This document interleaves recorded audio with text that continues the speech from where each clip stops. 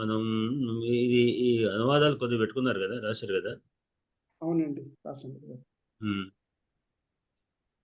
ఒకసారి దాని గురించి చూసిన తర్వాత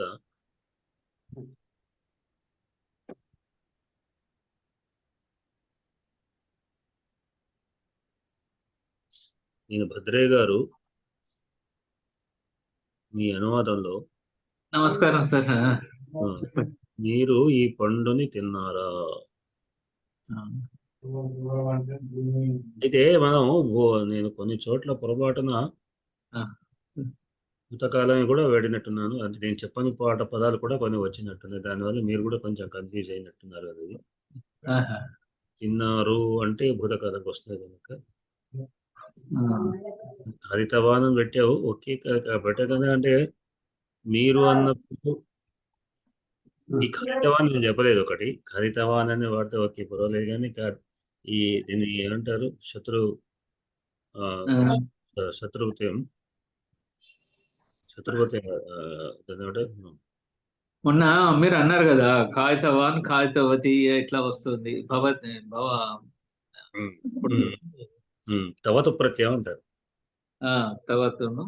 తవతు ప్రత్యయం అనేది అది దాని గురించి అంటే అవన్నీ మనకు అంటే సరే మీకు వాడితే ప్రయోజనం కానీ అంటే మిగతా వాళ్ళకి మళ్ళీ వాళ్ళ దాని మీద మనం డిస్కస్ చేయాల్సి వస్తుంది కాబట్టి. సరే, అయితే ఏ తత్ఫలం కాగితవాన్ అని వాడారు. ఓకే, మీరు అనే దానికి ఇవ్వలేదు. భవన ఇవ్వాలి ఇక్కడ భవత్ శబ్దం, అందుకొరకే భవత్ శబ్దం వాడలేదు, మనం చెప్పుకోలేదు కనుక. అంటే నేనేమన్నా అంటే మనం చెప్పిన పదాలు అనే మనం ప్రయత్నం చేద్దామని. అయితే మీరు అంటే ఇది బహువచనమా ఏకవచనమా? మీరు అన్నట్టే, మీరంటే యూయమే బొమ్మ అనేది నీవు అనలేదు. Okay okay. నమస్కారం సార్, ముద్దురాజే సారా? అవునండి. అయితే యూయం ఏతత్ ఫలం. ఇప్పుడు ఖాదిత అంటున్నారా అని మనం మీరు తీసుకోండి. కాదంటే ఒక ఖాదతవా అని చెప్పుకోవచ్చు. అప్పుడు నేను నిజానికి అఖాదత అగాధన వస్తుంది. అఖాదం అఖాదత అని వస్తుంది. అని సరే, అది చెప్పలేదు కానీ విడిచిపెట్టా. ఈరోజు నేను ఇక్కడ ఇప్పుడు వంటను చేయగలను. అధ్యాయం ఇదాని మాత్ర పక్ష్యామి, వండగలను. అది వండగలను వస్తుంది.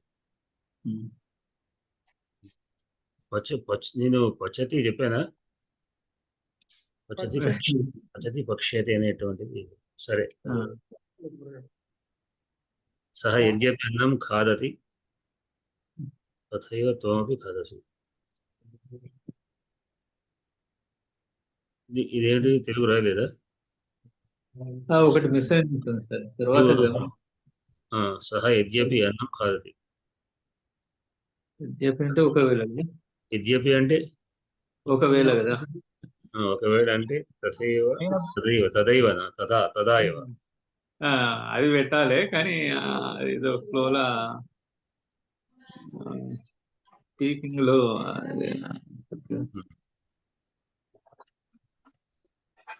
అని కొంచెం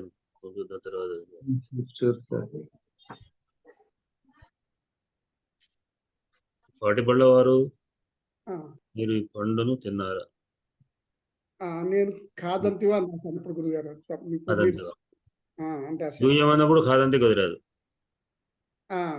అన్నప్పుడు కాదంతివా సరిపోదు కదండి. మధ్యమ పురుషం, కాదంతి ప్రథమ పురుషం. ఇక్కడ ఒక సందేహం అండి, చెప్పండి. తదా ఏవ కరెక్టా? తదా ఏవ తదైవ తదైవ కరెక్ట్. తదేవగా తదైవ. అదే తదైవ కరెక్ట్ అండి. తదా ఏవ తప్పు. ఇక్కడ తదైవ అని పెట్టాడా? ఎవరు ఈయన రాసింది? పాటిపల్లి శాస్త్రిరావు గారు. తదా ఏవ అన్నారు. కింద చూడ తదైవ ఉండాలి.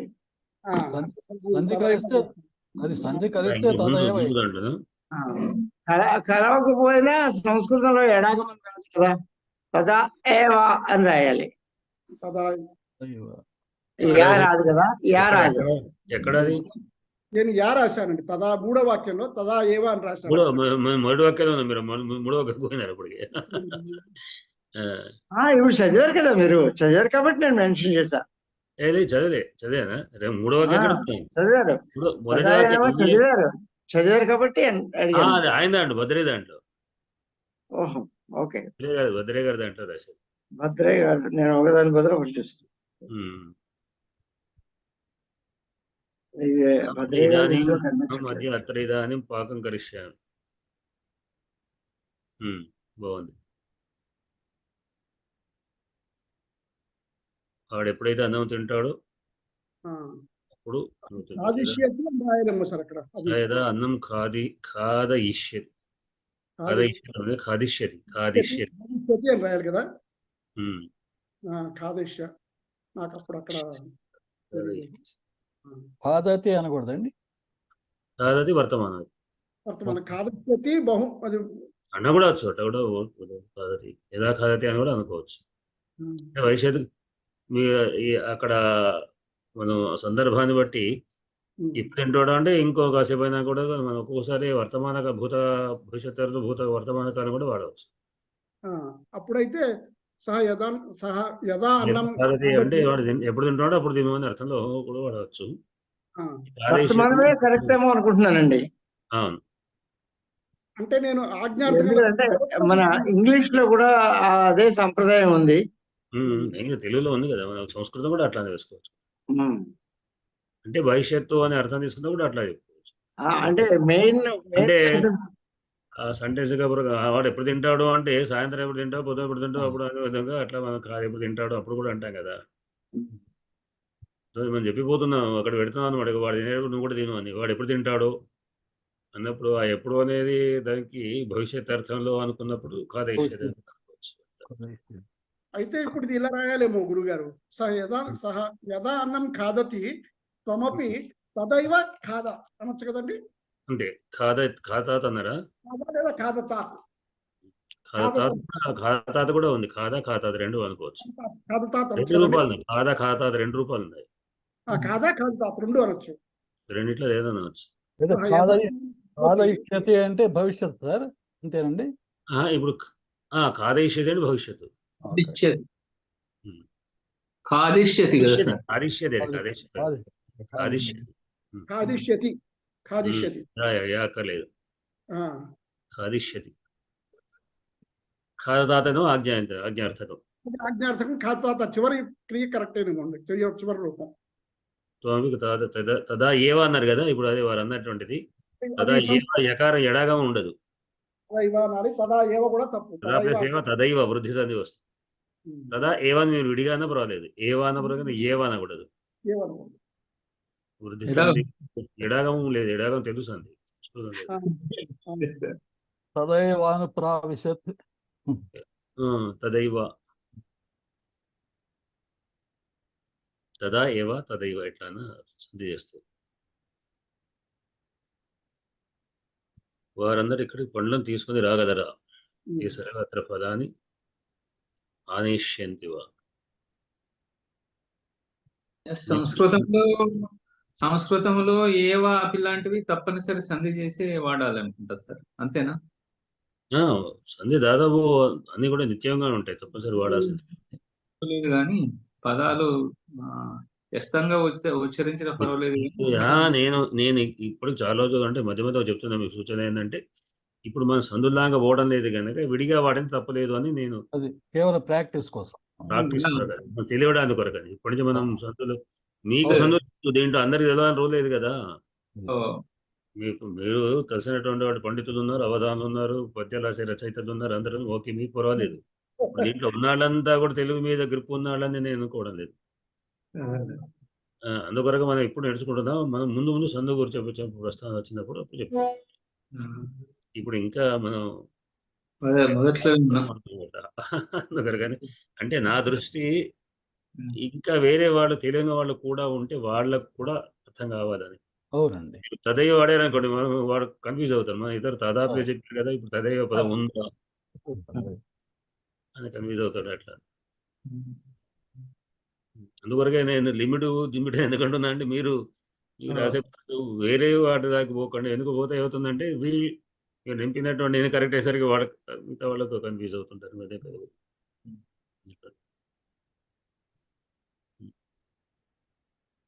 శిష్యులందరూ ఏమేమో తీసుకొని వెళుతూ లేరు. శిష్యులు అందరూ పదంకు శిష్య సర్వే చెప్పలేదు. సర్వే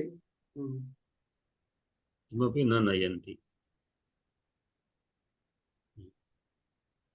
శిష్య సర్వే ఏమో ఎవరో చూచారు, చూచారు. అపశ్యన్ చెప్పలేదు కదా మీరు, పశ్యంతి అని కూడా అనవచ్చు. అంటే నిజంగా మన లోట్ల లంగ్లకారం అంటాం దాన్ని. ఇప్పుడు నెక్స్ట్ వాడి పాఠాలు పెట్టాను. దాన్ని మీరు రాశారు లుంగ్ అని. లుంగు కాదు, లుంగు కూడా ఉంది, లుంగు కూడా వేరే ఉంది, లంగ్. అయితే అప్పుడు కింవా కే పశ్యామహ అని అనొచ్చండి. ఎవరు అన్నప్పుడు థర్డ్ పర్సన్ కదా. కిమపిన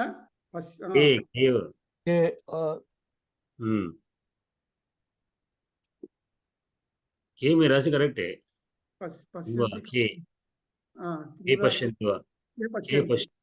పశ్యంతివా ఎవరు చూస్తున్నారు, చూస్తున్నారు అని అర్థం వస్తుంది. అది చూచారు. అపశ్యామహ పశ్యామహ రాదు, అది ఎవరు చూస్తున్నారు కదా, అపశ్యన్ అని వస్తుంది. అపశ్యన్ లేదా అపశ్యన్ లంగ్ రూపం, అది భూతకాలం. దయచేసి వర్తమాన భూతకాలం అంటేనే అర్థం అవుతుంది, లింగ్ సరిగా అర్థం కావట్లేదు. అది కూడా నేను అది ఉంటాను 9 చదువుతున్నట్టుగా వాటిని కూడా నేను రిపీట్ చేస్తుండే ద్వారా మీకు గుర్తుంటుంది. లంగాన్ని ఇప్పుడు ఇవాటి పాఠంలో ఇస్తున్నాను. అయితే ఏమైందంటే గురుగారు, ఈ శబ్దమంజరి వాటిల్లో వాళ్ళు ఇవే వాడుతున్నారు. పక్కన లట్, లోట్, లుంగ్, తర్వాత ఇవాళ అంటే ఒక స్టార్టింగ్ వాటికి మాత్రమే చెప్తుంటాం. కానీ తర్వాత ఇప్పుడు మా పరీక్షలు ఎట్లా ఇస్తారు, భూలంగ్ అంటాడు, గమ్లంగ్ ప్రథమ పరీక్ష ఏమిటి అంటే ఆ లంగతో మనం అర్థం చేసుకోవాలి ఏమిటి అని. ట్రాన్స్ఫార్మ్ కావడమే మంచిది సార్. సంజ్ఞల్లోకి మనం ట్రాన్స్ఫార్మ్ కావాలి. అంటే అదే ప్రాక్టీస్ అవుతుంది మీరు అన్నట్టుగా ఇప్పుడే కదా. నేనేమంటాను, మీకు తెలియడానికి కొరకు మళ్ళీ ఊరికి అది రిపీట్ చేస్తుంటాను. చేయడం ద్వారా ఏమవుతుందంటే ఇది కూడా ఉంది కదా భూతకాలంలో తెలుగు ఇస్తున్నాం కదా. వర్తమానమున లట్టగు, భూతమున లిట్టగు, భావిని రుట్టగు, తద్దార్మాతలు లోట్టగు, ఇవన్నీ అవే సార్. వ్యాకరణ మనం అంటే ఇప్పుడు దాన్ని ఇప్పుడు అవి చదవాలని లేదు, అందరు లేదు కదా. మనం ఏ లకారంగా విషయాలు ఆ లకారం అప్పుడే మనం చెప్పుకుందాం దాని గురించి. వర్తమాన లట్ అని చెప్పాము, భవిష్యత్తు దృట్ అని చెప్పుకున్నాము. అంటే అది విధి లోటు, విద్యాధ్యాశిష్ లోట్ అంటారు. అట్లానే ఇప్పుడు ఇది అనదేన భూతే లంగ్, భూతే లంగ్ అనేటువంటి వేరున్నది, ఇక్కడ లంగ్ వేరున్నది. లంగ్ ఇది 4వది లంగ్ లకారు. లోటులో పూర్తిగా నేను చెప్పలేదు, పూర్తిగా చెప్పలేదు దాని తర్వాత. పశ్యత అన్నాను గురుగారు, 8వ వాక్యం. యూయం గృహం పశ్యత కరెక్టే కదండి, అది మీరు ఇంటిని చూడండి దేని గురించి చూడండికి పశ్యత కరెక్టే కదా. లోట్లకారు శీఘ్రం ఆగచ్చంతి, కోపి ఆగచ్చంతి, శీఘ్రం ఆగచ్చత రండి, కోపి ఆగచ్చంతి ఎవరో వస్తున్నారు. కోపి ఆగచ్చంది, కోపి ఏకవచనం, ఆగచ్చి బహువచనం. మీరు ఆగచ్చంతి తీసుకున్నప్పుడు కేపి అనాలి. ఆగచ్చంతి అన్నాను అక్కడ నేను, కేపి ఆగచ్చంతి అన్నాను. కేపి అంటే మళ్ళీ కేపి అనేది కరెక్ట్. అది సంధిలో కూడా కేపి అనే అకార ప్రశేషుడు. అది సరే, సంధి గురించి చెప్పినప్పుడు చెప్తాం, లేకుంటే సంధి గురించి ఇప్పుడు కాసేపు చెప్తాను దాని గురించి.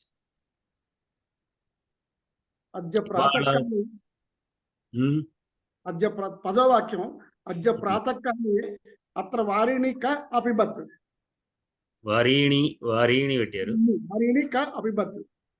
వారిణి అన్నప్పుడు బహువచనం. ద్వివచనం అవుతుంది. వారి వారిణి వాణి బహువచనం అవుతుంది. ఆ, ఆ, అది మరి ద్వివచనం అండి. వీరు అన్నప్పుడు ఏకవచనం వారి చాలు. వారిని ద్వివచనం.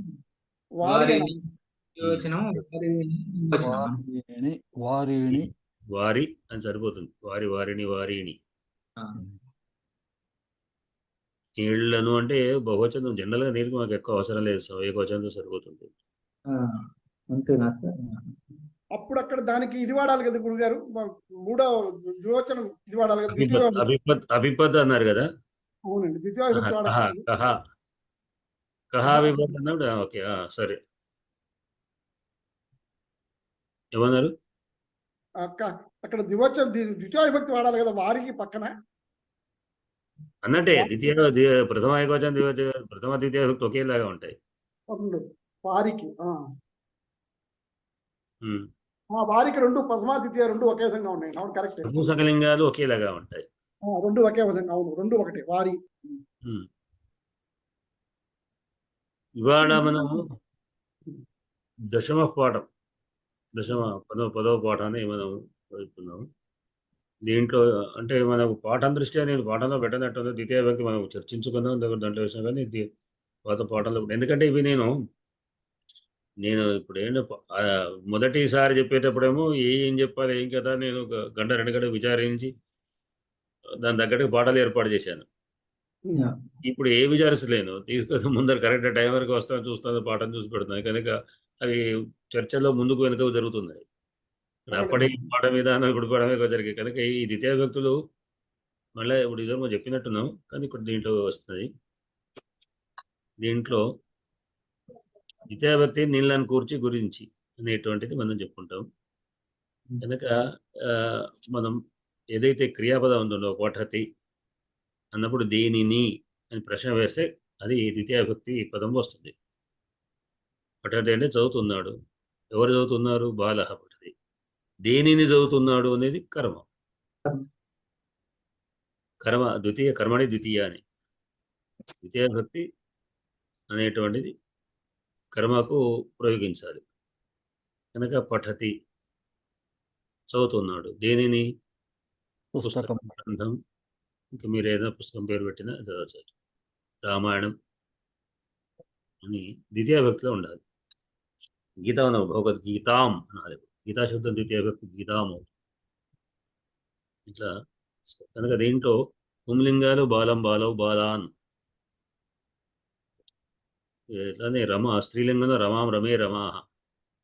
బాలం బాలవు బాలాన్ అంటే మన పుంలింగ శబ్దాలను అట్లానే రామం రామో రామాన్, కృష్ణం కృష్ణ కృష్ణాన్, శివం శివ శివాన్.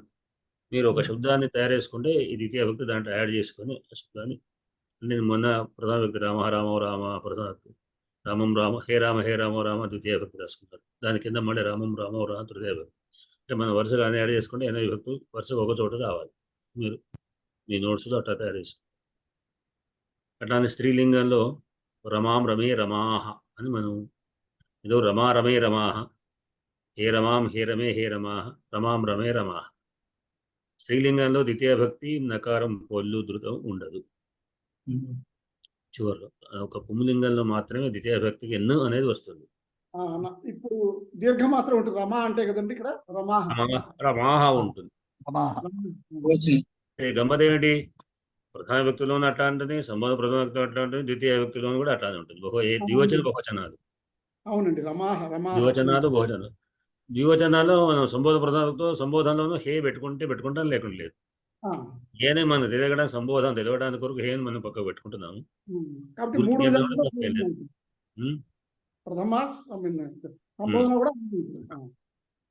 కానీ ప్రధాన వ్యక్తులు మాత్రం తేడా ఉంటుంది. రమా హే రమే సంబోధన ప్రకృతి రమే అవుతుంది. ద్వితీయ వ్యక్తి కూడా హే రమేని మళ్ళా హే రమే హే రమే హే రమా. అవునండి. అట్లానే ద్వితీయ వ్యక్తితో రమాం రమే రమాహ, రమాం రమే రమాహ అని వస్తుంది. ఇంకా నపుంసకలింగ శబ్దాల్లో అన్నీ ఒకేలాగా, అన్నీ అంటే ఒక సంబోధం జ్ఞానం జ్ఞానే జ్ఞానాన్ని. ద్వితీయ ఒక్క ప్రధాన సంబుద్ధి అంటే ప్రధాన వ్యక్తి ఏకవచనానికి మాత్రం కొద్ది తేడా ఏమిటి? హే రమి, హే జ్ఞాన అంటే విసర్గ అనుసరం ఉండదు పైన. హే జ్ఞాన వరకే ఉంటుంది. హే జ్ఞాన, హే జ్ఞానే, హే జ్ఞాన, జ్ఞానాన్ని, జ్ఞానాన్ని జ్ఞానం జ్ఞానే జ్ఞానాన్ని, హే జ్ఞాన, హే జ్ఞానే, హే జ్ఞానాన్ని. మళ్ళీ ద్వితీయాలు కూడా జ్ఞానం జ్ఞానే జ్ఞానాన్ని. జ్ఞానాన్ని ఎప్పుడు కూడా మనం గుర్తుంచుకోవాల్సిన విషయం ఏంటంటే నపుంసకలింగంలో ప్రధాన వ్యక్తి ద్వితీయ వ్యక్తులు ఒకేలాగా ఉంటాయి. అది ఏ శబ్దం, ఏ లింగ అంటే ఏ అంతములైన అజంతాలు కావచ్చు, హలంతాలు కావచ్చు, ఇంకేదైనా కావచ్చు, ఏమైనా కూడా కాదు, అన్నీ కూడా ఇట్లానే ఉంటాయి. ఒకటే బండ గుర్తు. సంబుద్ధిలో కొన్ని చోట్ల సంబుద్ధి అంటే సంబోధన ప్రధానవ్యక్తికి ఏకవచనానికి సంబుద్ధి అని పేరు. సంబోధన ప్రధాన వ్యక్తి ఏకవచనం. సంబుద్ధిలో మాత్రం మనకు తేడాలు కనిపిస్తుంటాయి. అంటే ఏ శబ్దంలో అయినప్పటికీ కూడా మనకు మొదటి ప్రధాన వ్యక్తికి ద్వితీయ సంబోధ ప్రథమంలో తేడా మనకు కనబడుతుంటాయి. అందుకని రమ రమే రమ, హే రమే హే రమే రమ, రామ రామో రామ, హే రామ విసర్గలు ఉండవు. మిగతా ఒకేలాగా ఉంటాయి ప్రధాన వ్యక్తి సంబోధన. అందుకని ప్రథమ సంబోధన ప్రథమాలకు ప్రత్యయాలు ఒకటే కనుక, వ్యాకరణ ప్రత్యయాలు ఒకటే కనుక ఒకే రకంగా ఉంటాయి. అంటే అది ఒకటే ప్రత్యయాలు ఇచ్చాం కానీ ప్రధాన వ్యక్తి ప్రత్యయాలు ద్వితీయ సంబంధ ప్రధాన వ్యక్తి ప్రత్యయాలు ఇస్తుంటారు. ఆ ప్రత్యయాలు ఏమిటని ఇప్పుడు మనకు అవసరం చర్చలేదు. ఎందుకు మనం రెండుటిని ప్రధాన వ్యక్తి చెప్తున్నాం అనే విషయాన్ని కూడా చెప్తున్నాను. ప్రధాన వ్యక్తి రామ రామ ఆహ్వానం, రామశబ్దానికి ఏ ప్రత్యయం అయితే ప్రధాన వ్యక్తి ఏకవచనానికి, ప్రథమ వ్యక్తి ద్వివచనానికి, ప్రధాన వ్యక్తి బహువచనానికి ఏవి వాడుతున్నామో అవే సంబోధన ప్రధాన వ్యక్తి కూడా వస్తాయి. కానీ వ్యాకరణ సంబుద్ధికి మన సంబోధన ప్రత్యేక ఏమైనా కొంత మార్పులు వస్తాయి. అది వేరే విషయం, తరువాత సూత్రం. ప్రత్యేక అందుకనే ప్రథమ సంబోధన ప్రథమ అని రెండింటి ప్రధాన వ్యక్తి వాడమని చెప్పిన కారణం అది. ద్వితీయ వ్యక్తిని మళ్ళీ వేరే వేరే వేటి వాటికి ప్రత్యయాలు వేరే వేరే ఉంటాయి. అట్లానే మనం ఈ దీంట్లో కూడా అహం ఆవాం వయం దీంట్లో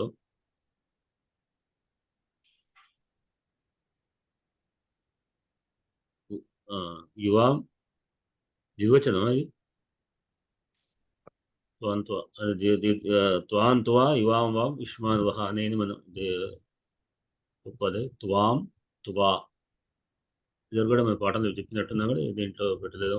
త్వాం త్వాం త్వా ఏకవచనం, త్వాం త్వా రెండు రూపాలు, త్వాం త్వా యువాం వాం వాం. ఈ వాం అని ఎక్కడ శ్లోకాలు చెప్తుంటారు. పాతు వాం వహ అనేది మన ఆశీర్వచనాల్లో వాటిలో భగవంతుడు అంటే నూతన దంపతులు ఉంటుంది. వాం త్వా వాం వహ అనేటువంటి రెండవ రూపాలు వహ వహ్ పాతు మిమ్మల్ని రక్షించుగా అనేటువంటి విధంగా వస్తుంది.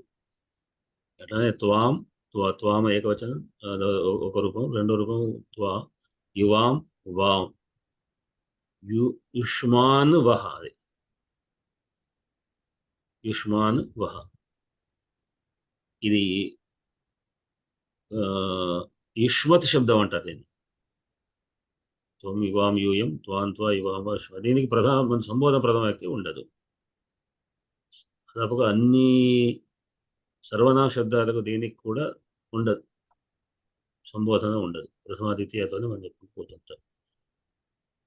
తర్వాత దీంట్లో ఇంకొక ప్రత్యేక ఏమిటి అంటే ఈ యుష్మత్ శబ్దం ప్లస్ అశ్వత్ శబ్దం, ఈ రెండు శబ్దాలు కూడా త్రిశులింగేషు సమాన అంటారు.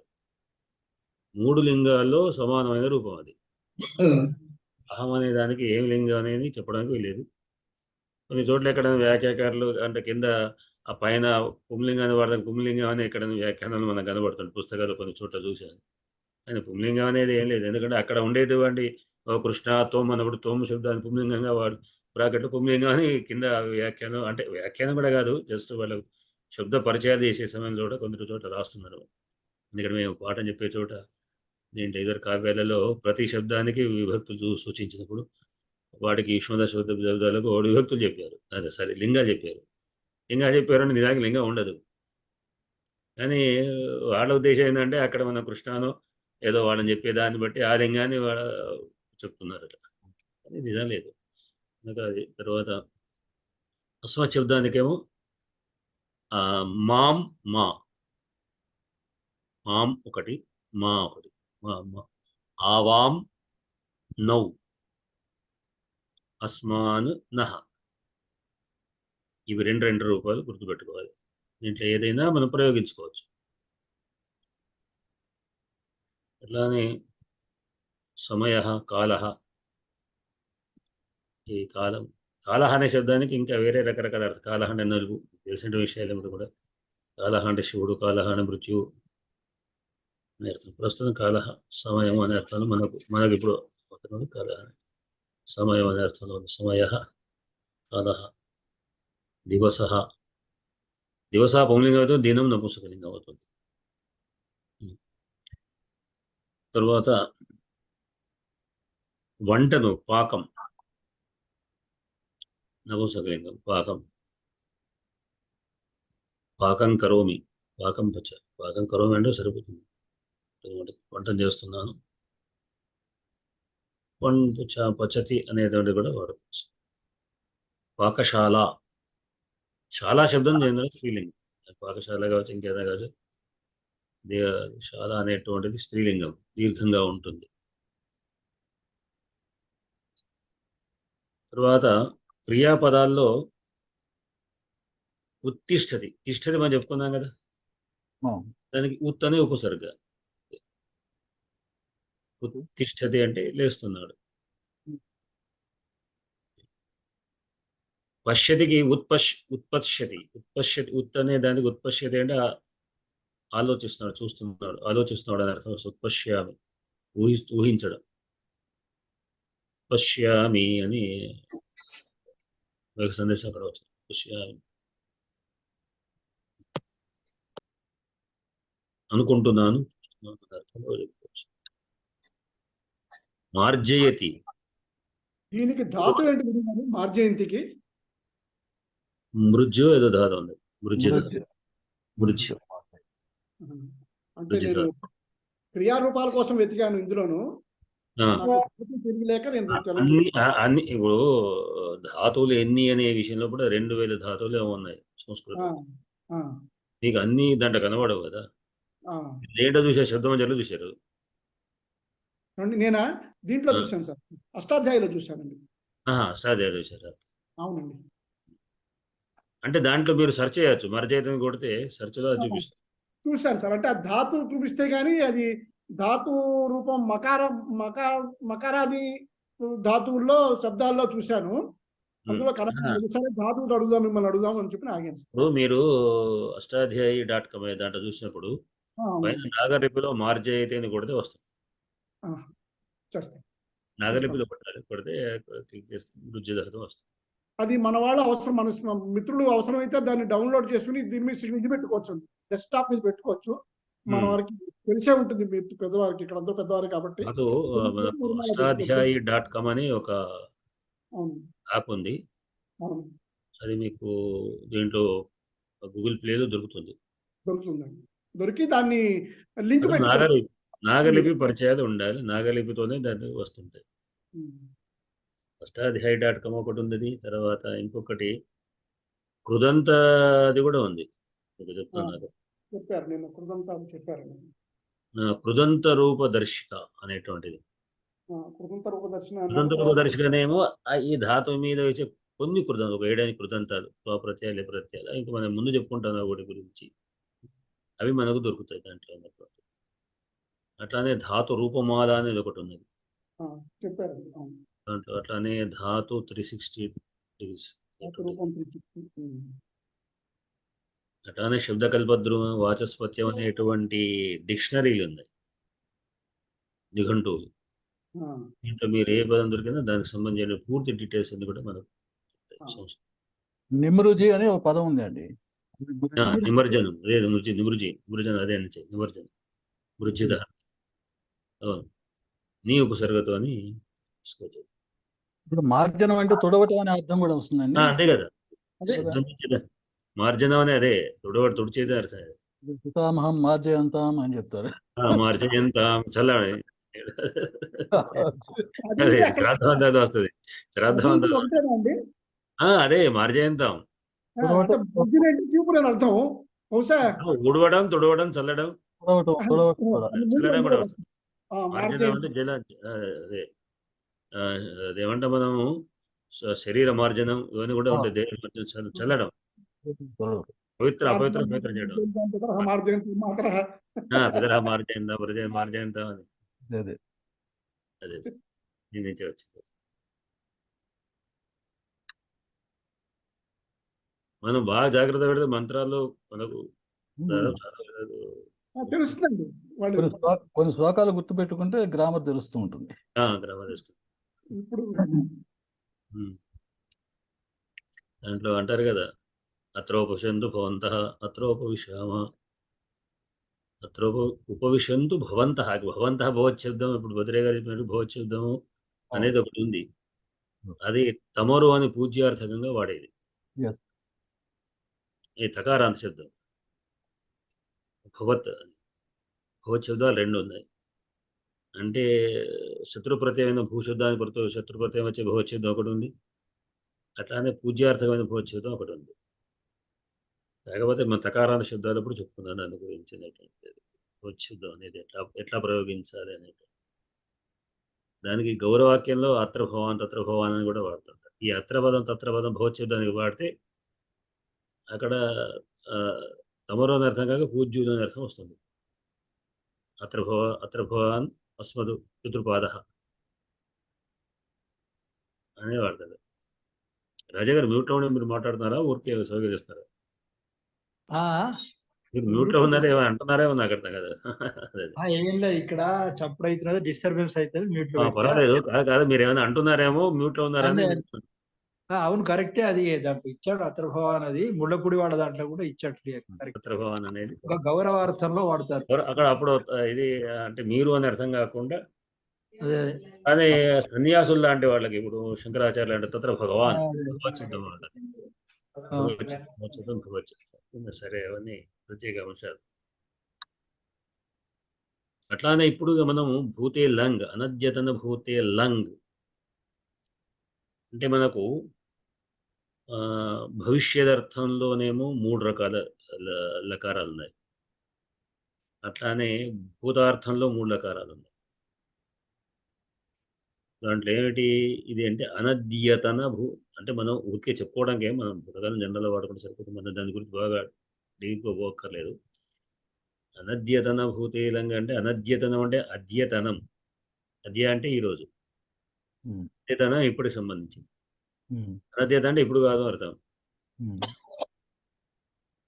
నిన్న మొన్న ఎప్పుడో విధంగా అవుతుందని అర్థం వాడుకుంటారు. అంటే ఈ రోజు అంటే కొన్ని వర్తమాన కాల భవిష్యత్తు అంటే అట్లా కూడా వాడవచ్చు. ఇదిగో ఇప్పుడే వచ్చాను అన్నప్పుడు, వస్తున్నాను, ఇదిగో వస్తున్నాను ఇప్పుడే అని ఎట్లా కొన్ని. కానీ జనరల్గా భూతకాలాన్ని మనం మామూలుగా తెలుగులో ఎట్లా వాడతాం అట్లా ఈ అనద్యతం భూతకాలం వాడచ్చు. ఇంకొకటి వేరే ఉంది, అది లిట్ లకారం. లిట్ అది అంటే ఇవన్నీ అప్రస్తుత ప్రసంగాలే కానీ చెప్తున్నా విషయాలు కూడా ప్రస్తుత సందర్భం వచ్చిందిగా చెప్తున్నా. ఏమిటంటే ఆ లిట్ లకారము భూతానద్యతన పరోక్షే లిట్ అంటే భూతము, అనద్యతనము, పరోక్షము. అంటే భూతకాలంలో ఇప్పుడు కాకుండా, పరోక్షం అంటే మనకు తెలియకుండా అన్నప్పుడు ఈ లకారం దాదాపు ఎప్పుడు అన్నది అది చాలా ఎప్పుడో ప్రాచీనకైన అర్థం అనమాట. దాదాపుగా పాస్ట్ పర్ఫెక్ట్ ఎప్పుడో జరిగిన అంటే అది మనకు తెలియదు. లాంగ్ బ్యాక్ అన్నట్టు. రాముడు మనము చిన్న మాట అండి. చెప్పండి. ఈ లిస్ట్ వల్ల ఏమిటంటే చూసారా, ఒక కథ చెప్పేటప్పుడు రామాయణం చెప్తున్నాడు, రాముడు రావణుని చంపానట, అట వస్తుందండి అక్కడ ఆ భావం. అదే చెప్పబోదండి. అదే రామరామ చెప్తాను ముచ్చట. అది రాముడు ఉండేను అని మనం చెప్తున్నప్పుడు, ఉండేను అనే పద నిశ్చయం కదా. నువ్వు చూసావా మరి? చూడనప్పుడు ఉండేనే టైప్ కదా. మనకు అంటే ఈ భూతకాలంలో ఉన్నటువంటి మా నాన్నగారు ఇంట్లో నిన్న ఉండేను ఇక్కడ. ఇది నాకు తెలుసు, నిన్న ఉన్నాడు. అసలు రాముడు ఉండేను రాముడు తెలిసా మరి? నువ్వు చూసావా? చూడలేదు కదా. కొండ ఉంటే చూపించాను. దాని గురించి ఎట్లా అంటే మనం వింటే నీకు విన్నటువంటి వాడకు అది వేరు కదా. కనుక ఇది దాదాపుగా ఇది అటా అనే అర్థంలో మనం అనుకోవాలి. అట్లా ఉండేను అనే దాన్ని కథలో చెప్పేటువంటి వాటికి నిశ్చయంగా మనం చెప్పలేము కనుక, అంటే మనం ఇతర మార్గాల ద్వారా తెలుసుకున్న విషయం అని అర్థం అనమాట. కనుక ఇది ఈ లకారము భూతకాలాల్లో వాడుతుంటాం.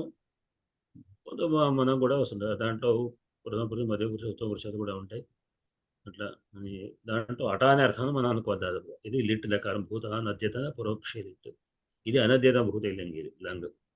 భూతైలంగ్ లుంగ్ ఒకటి ఉంది, అది వేరే. ఇక మనకి ఇప్పుడు అది దాని గురించి అవసరం లేదు. భూతకాలం కూడా కానీ ఎందుకంటే మనకున్న 5 లక్షలు పోతాం, ఎందుకు ఇవే మిగతా కన్ఫ్యూజ్ అవుతాం బాగా. అలాగే 5 అక్షరాలు లేవు. ఈ లిట్ లేదు, ఆ లంగ్ లేదు. భవిష్యత్తులో కూడా భవిష్యతి లృట్ ఉంది, భవిష్యతి లుట్ ఉంది. అది ఎక్కువగా మన ప్రయోగాల్లో కనబడదు, చాలా తక్కువ. ఉండండి లుట్ ఉంది. గంతా గంతారో గంతారహ గంతాసు గంతాస్త గంతాస్త గంతాసు గంతాసు గంతాసు అని ఎట్లా వస్తుంది. రామో నామ బభూవ. రామో నామ భూభువహం దదవదా సీతే తేన లిట్ లిట్ అది అది లిట్. అట్లానే ఇంకొకటి ఉంది, భవిష్యత్తులో భూతంలో భవిష్యత్తు. ఏమిటి అంటే నీవు అక్కడ ఏమంటావు, నువ్వు ఉండినవాడవైతే నేను ఉంటి, అంటే భూతంలో ఉండినవాడు నువ్వు అక్కడ ఉండగలిగితే,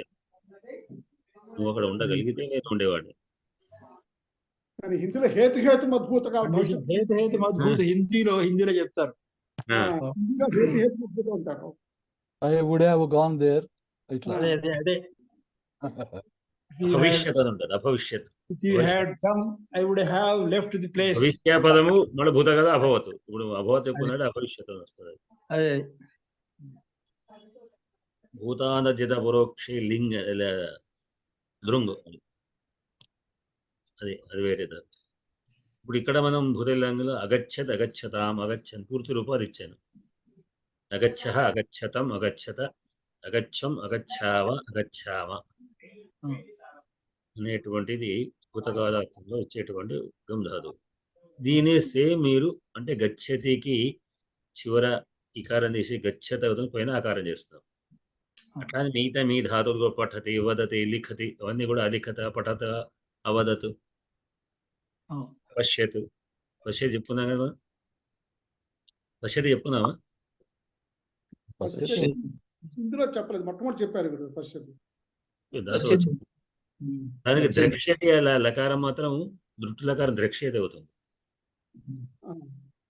పశ్యతి దృశ్యతి అవుతుందండి. పశ్యతికి ద్రక్ష్యతి ఇప్పుడు. పశ్యతి ఏమో లట్ లకారం, లుటు లకారం మాత్రం ద్రక్ష్యతి అవుతుంది. లుట్ లకారం ద్రక్ష్యతి అవుతుంది.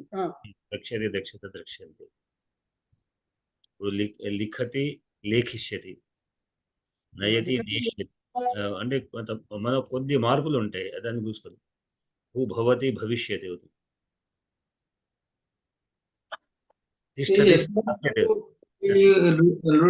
భవిష్యత్తులోనే ఈ మార్పులు ఎక్కువ కనిపిస్తున్నాయి సార్. మిగతా అంటే రూపం విధానం లట్లకారం నడుస్తుంది, లట్లకారం నడుస్తుంది, కానీ మీ రూపం కొంచెం ఆ పదంలో మార్పులు ఉంటాయి. కొన్ని క్రియలలో మార్పు వస్తుంది అట్లా అనమాట. మిగతావన్నీ చాలా వరకు అట్లా ఉంటుంది. ఇప్పుడు నేను చెప్పి కదా క్రియాపతి లింగం చెప్పుకున్నాం కదా, అది లింగం అనేది భూతంలో భవిష్యత్తు, అభవిష్యత్ అంటాం. అభవత్ లాగా అభవిష్యత్, అపశ్యత్ అగచ్చత లాగా తిరిగి వస్తుంది, భవిష్యత్ వస్తుంది అభవిష్యత్. అది వేరే లకారం, దొంగకారం. అంటే ఈ రెండిట్లో అట్లా వస్తుంది. భవిష్య అనేటువంటి వస్తుంది. ఉత్పశ్యామి, అప్పుడు పశ్యామి అన్నప్పుడు దానికి ద్రక్ష్యామి. అట్లా తర్వాత ఇది గచ్చతి వీటికి అవుతుంది.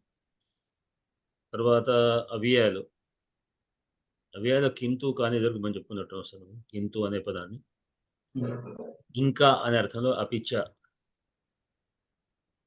అపి ప్లస్ చ, అపిన కూడా మళ్ళీ అపిచ్చ అంటే ఇంకా కూడా అని అర్థం. లేదు అన్నప్పుడు నో చేత్, లేనట్లయితే లేనట్లయితే ఉమ్. దానికి ఏమైనా ఒక్క ఉదాహరణ చెప్పరా గురుగారు? లేనట్లయితే అన్న ఒక్క వాక్యం చెప్పరా దానికి? ఎలా అట్లా కానట్ల ఇదే అని అర్థంతో మనం వాడుతుంటాం. తథా నోచేత్, ఆ విధంగా కానట్లయితే. ఆహా. తథా నో భవాన్ ఆగచ్చతు తథా నోచేత్ అహం ఆగమిష్యామి. ఓహో.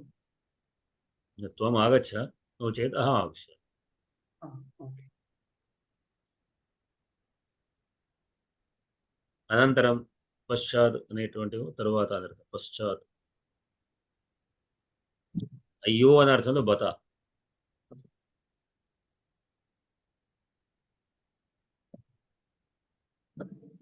బ్రహ్మణ్యం అనే పదం కూడా ఒకటి ఉంది. బ్రహ్మణ్యం కూడా అయ్యో అనే అర్థం వస్తుంది. బ్రహ్మణ్యం బత బత అంటే ఏమిటి సార్ ఎట్లా? బత అంటే అయ్యో. బ్రహ్మణ్యం ఉన్నారు కదండి, బ్రహ్మణ్యం అది. బ్రహ్మణ్యం అంటే అయ్యో. అయ్యో. త్వం గచ్చ నో చేత్ అహం గచ్చామి అనొచ్చా? అంతే. అంతే. ఒళ్ళు లేకపోతే నేను అని అర్థం. ఈ జిరణ్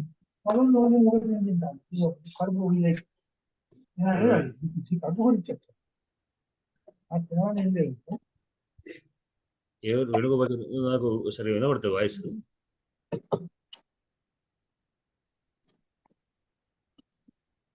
నీరెళ్ళ వేణుగోపాచార్య గారు, మీ వాయిస్ సరే వినబడుతుంది.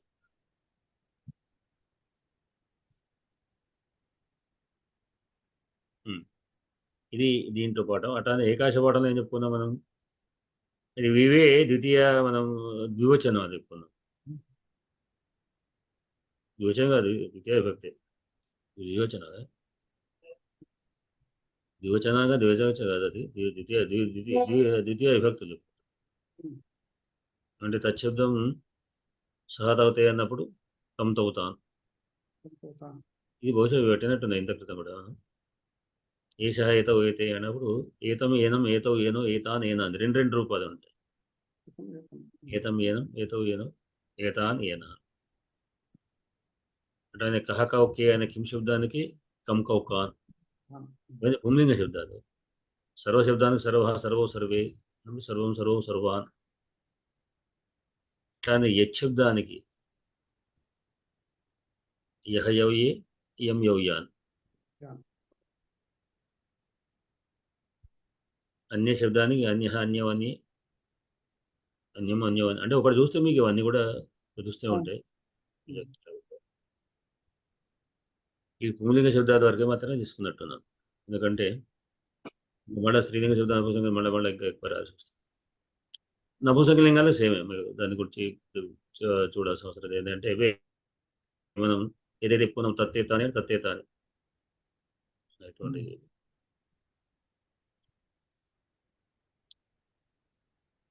ఇది అవ్యాయాలు కొన్ని. ఆపణం మార్కెట్, అంగడి. సమీచీనం, ఇక్కడ అబ్రహ్మణ్యం చెప్పాను. అబ్రహ్మణ్యం సమీచీనం అంటే మంచిది, ఓకే అన్నప్పుడు ఆ సమీచీనం బాగుంది, సరే బాగుంది, సరే అని. సాధు అనే పదం కూడా వాడతారు కదా సార్?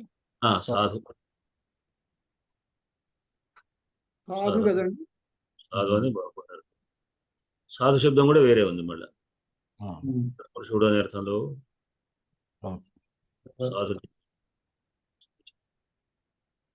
ప్రశ్న సాధు అస్తి,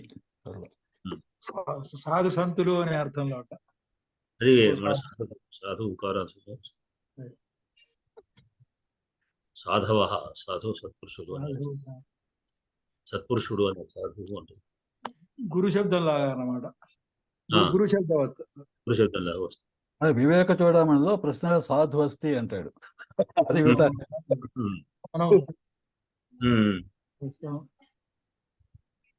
ఈ ద్వితీయ బహువచనంలో సాధు ఉన్నాయి కదా సార్? సాధూన్ బహువచనమా? సాధూన్ ఏం సంశబ్దం లాగా. తర్వాత గద్ధాతువు ఇక్కడ మనం లెట్లకు రూపం చూపించాను అంతే. గచ్చది అగచ్చది అని మనం చెప్పినాను. ఒకసారి లెట్ ఎట్లా ఉందో లంగ ఎట్లా ఉంటుంది. అట్లానే ఆ ఉపసర్గతోని ఆ ఉపసర్గతో ఉన్నప్పుడు ఆనే ఉంటుంది. అంటే గచ్చతి అగచ్చత అయినప్పుడు, పఠతి అపఠతి అయినప్పుడు మరి ఆగచ్చతి ఏం కావాలి అంటే ఆలో అకార కలిపి మళ్ళీ ఆనే ఉంటుంది, ఆగచ్చతే ఉంటుంది. ఆగచ్చతి అన్నప్పుడు లట్, ఆగచ్చత్ అన్నప్పుడు లంగ్. ఆగచ్చు అంతే. ఆనే మళ్ళీ ఉంటుంది. ఆంగ్ ప్లస్ ఆ అనేటువంటి కలిసి ఆ అవుతుంది. అదే, ఓకే, ఆంగ్ ఓకే. అనే ఉపసర్గ ఉంది. ఏది ఆగచ్చతి అన్నప్పుడు ఆంగ్, ఆగచ్చతి. వస్తుంది. మరి ఇవి దీంట్లో వాటి యొక్క మనం పాఠాలు.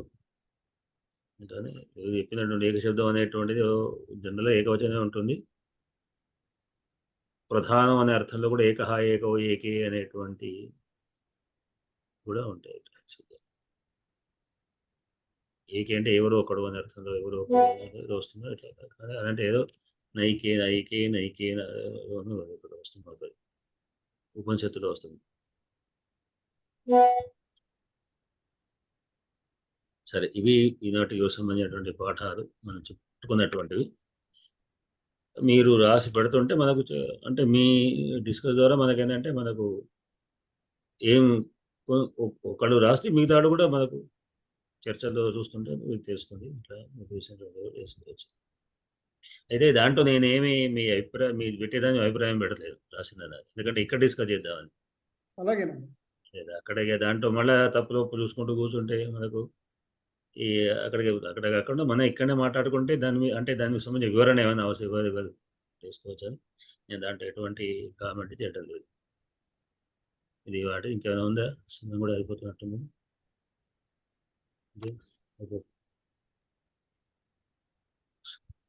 అంతేనా? శుభరాత్రి అందరికి కూడా. రాత్రి నమస్కారాలు. శుభరాత్రి. పరిపాలయంతాం న్యాయేన మార్గేణ మహీమహేషాః బ్రాహ్మణే సమస్త. ధన్యవాదాలు గురువు గారు. శైలజ గారు నమస్కారం.